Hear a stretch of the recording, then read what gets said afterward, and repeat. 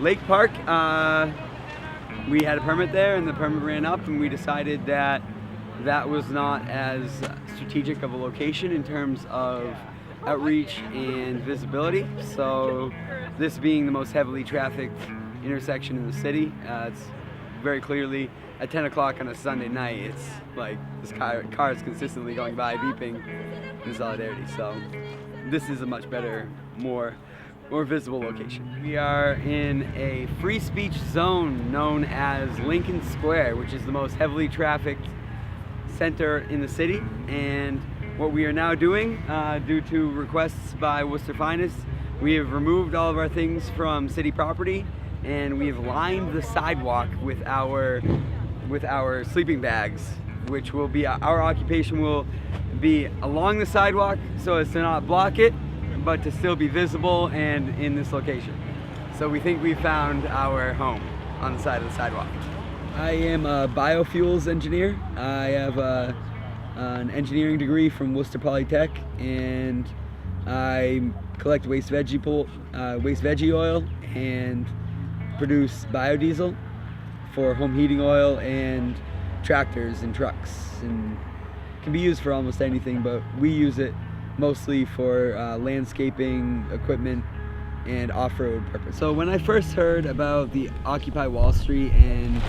the whole Occupy movement in general, I really was very excited to hear that people were standing up against the corruption and corporate greed that has overtaken our government. So that for me was really a rallying call, the fact that people were standing up against what they believed to be an injustice. And I am totally in support of the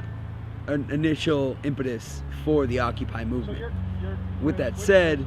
once the Occupy movement started to spread from Occupy Wall Street to Boston and then continued and then eventually came to Worcester, I was so excited to hear that it was coming to Worcester, because it gives us an opportunity to operate in our hometown in solidarity with the international movement without having to put our life on hold and leave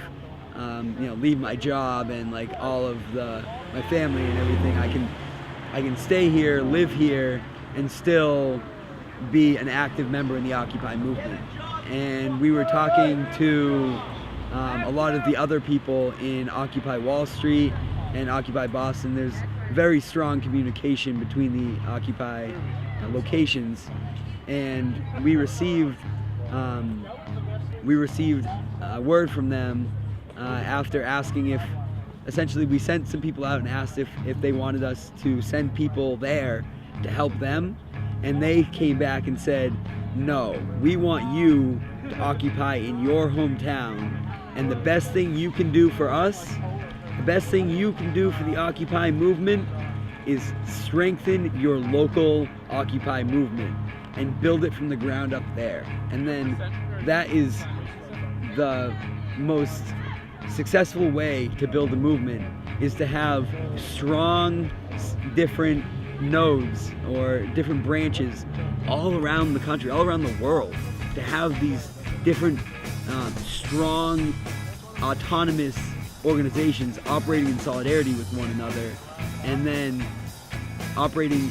as a local group responding to local issues with the broader global context of the issues of corporate greed and corruption.